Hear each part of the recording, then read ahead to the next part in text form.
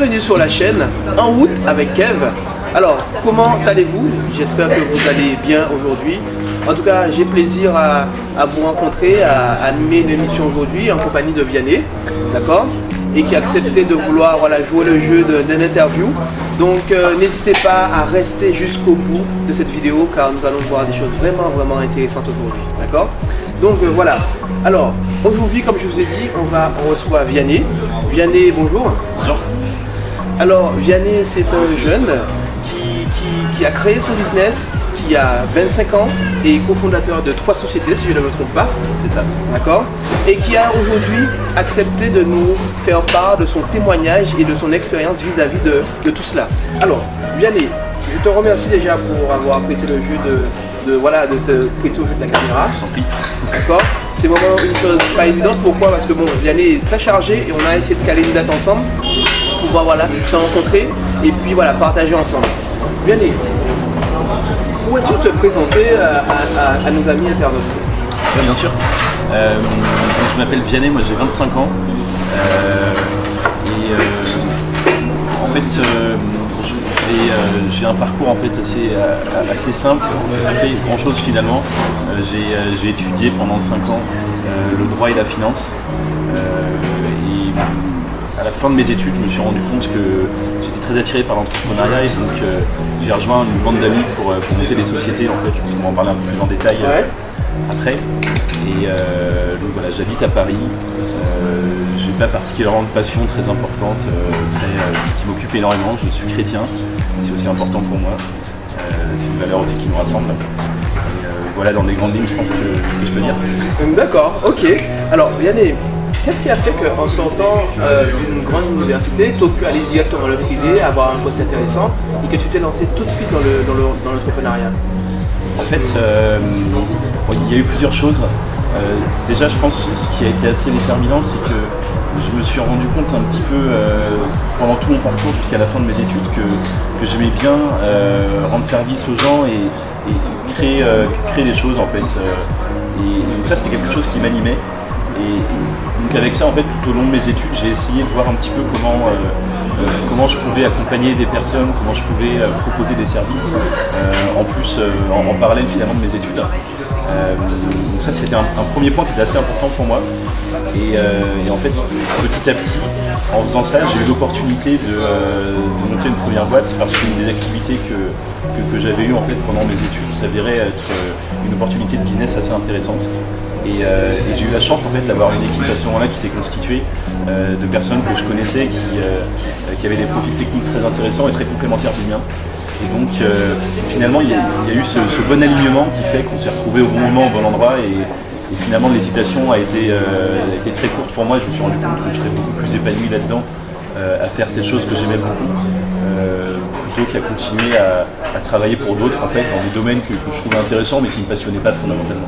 D'accord. Alors, c'est quoi les avantages et les inconvénients de créer son entreprise? Alors, il y a beaucoup d'avantages, mais aussi beaucoup d'inconvénients. Oui. Je pense que je vais commencer par les avantages, parce que c'est quand même pour ça qu'on est là. Ouais, il n'y a pas de souci. On peut terminer aussi par les avantages, comme ça termine sur notre positif. C'est comme tu le sens en fait. Hein. Très bien, faisons comme ça.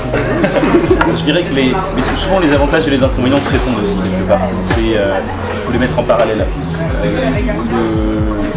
Le premier inconvénient, je pense, c'est que la personne qui est là pour rattraper ce que tu fais pas. Et même si on est plusieurs, tu vois, nous on est assez nombreux en termes d'associés. Mais si tu veux, on s'est chacun attribué des compétences. On se fait tous confiance pour que chacun délivre ce qui rentre dans sa mission en fait. Et si moi je fais pas quelque chose qui relève de ma mission, personne ne le fera à ma place, tu vois, et je mettrai tout le monde en danger. Donc t'as ce côté un petit peu où tu es vraiment responsable, tu vois. Alors que de mes expériences précédentes que j'ai pu avoir dans des entreprises un peu plus grandes, notamment en stage, ce que je faisais pas, il y avait toujours quelqu'un après pour le faire et finalement si personne ne le faisait, c'était rarement très grave, tu vois. Alors que quand tu montes ta boîte, il y a des choses qu'il faut vraiment faire, tu vois. Par exemple, si tu oublies de payer ton loyer, 2 semaines après tu es dans la rue, tu vois, plus de bureau. Et ça, personne ne le rattrapera si tu ne le fais pas. Tu as plein de choses comme ça sur lesquelles tu as vraiment une responsabilité, tu vois. Et les gens que tu peux embaucher après, que tu peux faire travailler, tu es responsable aussi vis-à-vis d'eux et c'est important que tu sois là pour faire ce que tu dois faire. Donc ça peut être une charge mentale assez importante. À côté de ça, l'avantage associé finalement c'est la liberté que tu as parce que c'est ta boîte, même si tu es plusieurs et si tu as des associés, c'est votre boîte et donc tu n'as pas un patron qui va te dicter quelque chose avec lequel tu es en désaccord complet, tu vois. Et donc finalement cette liberté et cette responsabilité se répondent un petit peu et c'est ce qui fait à la fois la beauté et l'exigence de l'entrepreneuriat finalement. Et ça je pense que c'est vraiment les points principaux. Après il y a plein d'autres avantages mais qui découlent toujours de ça, tu vois. Par exemple la liberté que tu as du fait de cette création te permet de décider de plein de choses que tu aurais complètement subi si tu travaillais pour quelqu'un d'autre. Typiquement la culture de ton entreprise, l'ambiance que tu peux décider d'installer, ça t'est complètement libre de décider. Tu es complètement libre d'œuvrer dans cette direction, tu vois, pour décider par exemple de mettre une culture de bienveillance ou une culture de résultats très, très intense, tu vois. C'est toi qui vas choisir. Alors que si tu travailles pour quelqu'un d'autre, tu peux pas le choisir. Tu arrives dans une boîte et tu prends ou tu prends pas, tu vois. Donc voilà, je dirais que finalement tous les avantages découlent de cette liberté que tu as eue de créer quelque chose. D'accord. Et quelles sont les qualités pour celui qui veut se lancer là dans le business? Quelles sont les qualités qu'un chef d'entreprise doit détenir? Je pense que ce serait faux de dire qu'il y a un profil psychologique qui va vraiment déterminer le fait d'y arriver ou pas, tu vois. Ça, j'y crois pas du tout. Maintenant, c'est sûr qu'il y a quand même une certaine tournure d'esprit qu'il faut cultiver, je pense, pour faire ça bien et pour que ça se passe bien. C'est des choses assez basiques, je pense qu'on voit un peu partout sur internet et dans les bouquins de motivation. Mais par exemple, il faut cultiver un peu un mental de combattant, tu vois, parce que si tu lances ton affaire, tôt ou tard tu vas avoir des difficultés, tu vas avoir des choses qui ne vont pas se passer comme prévu et je dirais même que c'est la norme. Personne ne peut dérouler son plan de manière complètement linéaire, tu vois. Tu auras toujours des choses qui ne vont pas se passer comme tu l'attends. Et ça, il faut être capable d'être prêt à l'encaisser en fait et à chaque fois à trouver comment tu peux tourner les choses à ton avantage. Si tu t'effondres à la première difficulté, tu n'iras pas très loin parce que les difficultés fondamentalement tu en auras, tu vois, et c'est normal en fait. Une entreprise, une boîte que tu montes sans difficulté, c'est même théoriquement impossible en fait. Donc je dirais que voilà, la première chose vraiment à cultiver c'est ça, c'est une capacité de résilience. Un mindset, c'est avoir vraiment cette identité, cette manière de voir les choses un peu positive, ouais. Une manière de voir les choses de manière combative. Je sais pas, être combattant quoi, tu disais le mot en fait. C'est ça, ouais. En fait, l'idée c'est que si t'arrive quelque chose que tu n'avais pas prévu, tu vois, et ça arrive tous les jours, ça vraiment tous les jours, tu vois, effectivement un fournisseur qui te dit que finalement il va pas pouvoir respecter son engagement, un client qui décide de décaler son contrat de plusieurs mois, quelqu'un de ton équipe qui dit qu'il va pas continuer et qui va quitter la marque, tu vois. C'est des choses qui vraiment se présentent tous les jours sur plein d'aspects différents et en fait il faut être capable, je pense, d'encaisser ça de manière assez rationnelle en regardant les choses froidement, en prenant du recul et en réfléchissant à chaque fois à la manière dont tu peux faire avec ça, tu vois, et tu peux continuer avec ce qui vient de se passer. Ça, je dirais que c'est vraiment le premier truc. Deuxième chose, je pense, qui est pas mal aussi, mais encore une fois, c'est plus des traits de caractère à cultiver, c'est pas des choses qui sont innées et que tu as ou que tu n'as pas, tu vois. C'est vraiment des choses qui se travaillent, je pense. Le deuxième que je verrais, c'est capacité à toujours te remettre en question et à toujours considérer la possibilité que quelque chose que tu fais et que tu as toujours fait comme ça, finalement tu pourrais le faire autrement, tu pourrais le faire mieux ou tu pourrais même ne pas le faire, tu vois. Et ça c'est assez difficile parce que l'esprit humain aime les automatismes et les choses qui, une fois trouvées et connues, restent telles qu'ils sont, tu vois. Et parfois, les choses t'obligent à changer ta manière de faire. Et ça, c'est pas très confortable, mais il faut un peu s'éduquer à faire ça, tu vas toujours se remettre en question. Et typiquement, te demander si les produits que tu vends répondent toujours aux attentes du marché. Donc les besoins en fait des clients, Donc toujours être dans la recherche du besoin du client. Ouais, mais si tu veux, c'est un raisonnement qui s'applique bien au-delà de tes clients. Ça va s'appliquer à la manière dont effectivement tu veux satisfaire tes clients, à la manière dont on prend pour les toucher, tu vois, pour commercialiser tes produits si tu vends des produits. Ça peut aussi s'appliquer à la manière que tu as de travailler avec tes fournisseurs.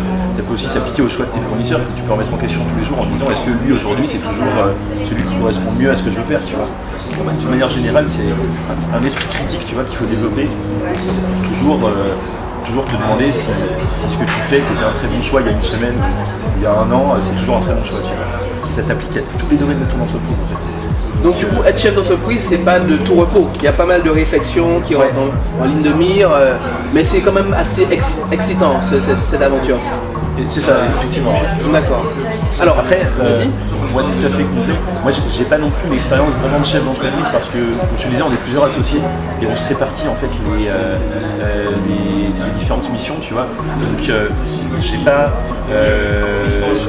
cette prétention de dire que j'ai vraiment une vision complètement à 360, tu vois. Ouais. Je vois ce que font mes associés et je comprends ce qu'ils font, mais c'est pas comme par exemple Carlos Ghosn, tu vois, qui est assis sur son trône et qui a une vision complètement verticale sur tout ce que font ses collaborateurs. Nous, on n'est pas dans cette dynamique-là et donc voilà, c'est pas la vision du chef d'entreprise que je te donne, tu vois, c'est plus celle de l'entrepreneur finalement. Ok, d'accord. Ok. Ça peut être lié, tu vois, mais comme on est plusieurs associés, voilà, on s'est un peu plus réparti le quart. Il n'y a pas de souci. Alors, un moment, tu as dit une chose qui m'a un peu tourné à l'esprit, c'est notamment les obstacles que vous avez dû faire face en fait. Donc moi, ce que je veux savoir, c'est, par exemple, tu parlais d'un fournisseur du jour au lendemain avec qui vous ne pouvez plus travailler, d'accord? Comment vous faites face aux imprévus, aux impondérables? Comment en fait ne pas se laisser envahir par la peur? Est-ce que déjà as-tu eu des peurs? Et comment en fait ne pas se laisser surmonter par ces émotions par rapport à l'obstacle qui survient? Oui, bien sûr, j'ai eu énormément de peur et je dirais même que c'est normal, tu vois. Je connais peu d'êtres humains qui ne connaissent pas la peur et c'est rarement bon signe, je pense. La peur peut être un signal d'alarme que quelque chose ne va pas et qu'il faut réagir. Après, il faut faire la distinction entre la peur que tu ressens, qui est un sentiment finalement qui est de l'ordre du ressenti, sur lequel tu n'as pas de contrôle, et la réponse que tu vas apporter à cette peur. Tu vois. Et là, je pense qu'en tant qu'entrepreneur, tu te dois d'avoir une réponse très rationnelle face à la peur. Et typiquement, je te prends un exemple, on avait sur une de nos sociétés, on avait un fournisseur qui était très important pour un de nos produits sur lequel on compte vraiment, tu vois. Et en fait, on avait un accord qui était a priori formalisé avec ce fournisseur. Le fournisseur nous a expliqué un petit peu du jour au lendemain que finalement ça n'allait pas être possible pour tout un tas de raisons difficiles à contourner. Et donc là, sur le moment, évidemment, tu vois, tu peux ressentir la peur, tu peux te dire ok, comment je vais faire et tout. Mais ce qui est important dans ce moment-là, c'est finalement d'arriver à rationaliser tout ça et en fait à prendre acte que la situation est ce qu'elle est et que toi maintenant, ton boulot, ça va être d'aller trouver les meilleures solutions, tu vois. Et en fait, si tu arrives à voir les choses comme ça froidement et à repartir à l'attaque pour trouver des solutions, tu y arriveras parce que des fournisseurs, t'en as d'autres, tu vois. Des manières de faire, t'en as d'autres, peut-être se passer de ce fournisseur. Mais la première étape, c'est vraiment de surmonter cette peur, tu vois. D'arriver à voir les choses froidement pour en trouver finalement de manière assez rationnelle des solutions. Et ça s'applique en fait à tous les domaines de ton entreprise en fait. Donc ça c'est assez important de cultiver ce mode, tu vois, de fonctionnement. Et je dirais aussi que ça vient peut-être se compléter avec une autre chose que j'ai pas évoquée tout à l'heure quand tu m'as demandé les points vraiment intéressants, les avantages tu vas entreprendre, c'est que quand tu entreprends, tu n'es plus cantonné à une seule tâche comme ça pouvait être le cas quand tu étais salarié avant. Et tu vas devoir apprendre à faire plein de choses différentes. Tu vas faire du marketing, tu vas faire de l'achat vis-à-vis de tes fournisseurs, tu vas faire de la communication, potentiellement du développement sur internet, tu vas faire du management, tu vas faire de la finance, de la compta, tu vas apprendre à faire plein de choses. Et en fait, ça va te demander aussi une forme de curiosité intellectuelle, tu vois, qui va t'apprendre à dépasser un peu tes limites parce que tu seras obligé d'aller vers ces choses-là qu'avant tu ne connaissais pas, tu pouvais peut-être ressentir de manière un peu négative. Mais là, tu vas devoir sortir de cette zone de confort finalement en sortant à faire ces choses qui ne te plaisent pas forcément, mais que tu dois faire parce qu'il faut les faire, tu vois. Et je pense que ça participe aussi à construire cet esprit un petit peu de guerrier qu'on évoquait tout à l'heure. D'accord. Alors, il y a deux choses que je vais te poser comme question. Aussi, c'est très intéressant ce que tu nous dis, là, Vianney.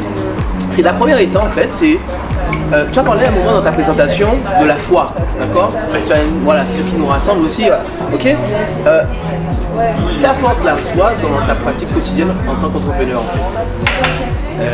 Écoute, moi j'aimerais te répondre que je suis en permanence en train de prier et que ça oriente toutes mes décisions. Malheureusement c'est pas le cas, je suis peut-être un mauvais chrétien mais j'ai du mal à m'astreindre vraiment, à prendre cette habitude, tu vois, d'être dans une prière vraiment très régulière.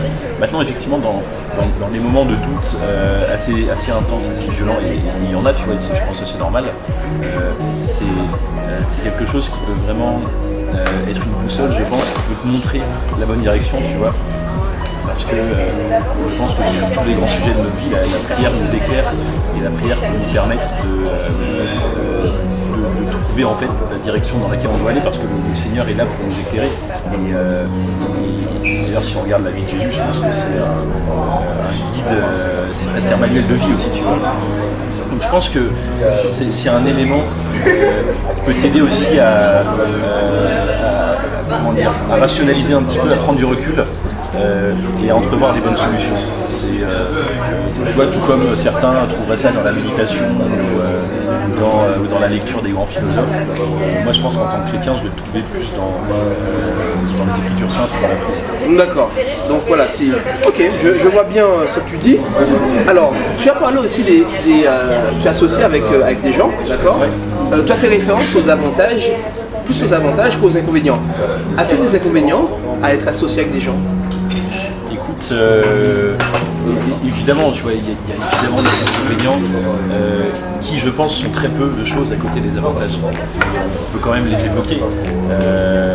Bon, moi, je raisonne pas comme ça, mais je sais que pour certaines personnes, il peut y avoir un calcul de se dire si je m'associe avec quelqu'un, je vais leur partager le gâteau, c'est vrai, mais je pense qu'il ne faut pas le voir comme un inconvénient, parce que si tu partages les actions par exemple de ta société avec quelqu'un, c'est que cette personne a vraiment quelque chose à apporter, et donc c'est normal de le faire, tu vois. Et donc ça, je ne le vois pas vraiment comme un inconvénient. Après, tu peux avoir peut-être quelque chose qui est vraiment un inconvénient, c'est que évidemment tes associés sont différents de toi, c'est pour ça que tu es associé avec eux d'ailleurs. Chacun apporte sa pierre à l'édifice, et il peut y avoir forcément des tempéraments qui sont différents et des manières de faire différentes. Et donc évidemment, tu vois, ça va te demander à chacun de prendre un peu sur lui pour accepter de recevoir l'autre dans sa différence et de traiter avec la différence de l'autre. Après, je pense que c'est quelque chose qui est de l'ordre du normal en matière de relations humaines. C'est un petit peu comme le mariage, tu vois, où finalement tu vas décider de construire ta vie avec quelqu'un qui a des différences, et tu choisis aussi la personne pour ses différences, avec ce qu'elle peut impliquer de négatif. Donc je dirais, moi je vois pas franchement d'inconvénients. Je vois des difficultés à surmonter, mais les inconvénients qui pourraient te faire hésiter, j'en vois pas du tout. Après, ça implique de bien choisir tes associés. Et quel conseil donnerais-tu aux jeunes, à un jeune qui te regarde, pas forcément un jeune, à quelqu'un qui a un âge mûr, etc., et qui veut se lancer dans l'entrepreneuriat? Quel conseil donnerais-tu? Alors, face caméra. Face caméra. Bon, déjà, je pense que l'âge ne compte pas vraiment. Et on montre souvent des personnes très jeunes, plus jeunes que moi, qui ont monté des entreprises à succès. Je pense qu'il ne faut pas trop se focaliser là-dessus. Je pense que l'âge vraiment compte peu là-dedans. On peut être très jeune avec des idées très vieilles, et on peut être beaucoup plus âgé avec des très jeunes dans sa tête. Ça, j'en suis convaincu, l'expérience le montre. Je dirais que le premier conseil que je donnerais, c'est qu'à un moment il faut attaquer, quoi. Il faut pas trop se poser de questions. Si tu as envie de faire quelque chose, faut le faire, quoi, tu vois. Faut pas trop tourner autour du pot. Je connais beaucoup de personnes qui se disent ouais, je vais attendre, je vais prendre un peu d'expérience, j'ai envie d'apprendre à faire quelque chose avant de lancer ma boîte. Ça peut se comprendre et c'est vrai que tu apprendras sûrement quelque chose, mais de fait, l'expérience que tu auras en créant ta boîte va t'amener à devoir apprendre des choses. Et de toute façon, être dans une démarche d'apprentissage, donc autant le faire tout de suite finalement. Donc ça, je pense vraiment c'est le premier truc et c'est ce que j'aurais peut-être aimé moi me dire plus tôt, attaquer le plus tôt possible finalement, si tu as cette vocation d'être ton propre patron. Peut-être un autre conseil qui peut avoir, que j'aurais aimé aussi qu'on me donne, c'est de ne pas penser qu'on fera mieux les choses seul, mais de voir assez rapidement l'intérêt de le faire en équipe avec des personnes qui forcément ont quelque chose à apporter. Parce que souvent on peut se dire qu'on a des meilleures idées et que les autres vont nous ralentir ou nous faire partir dans des mauvaises directions.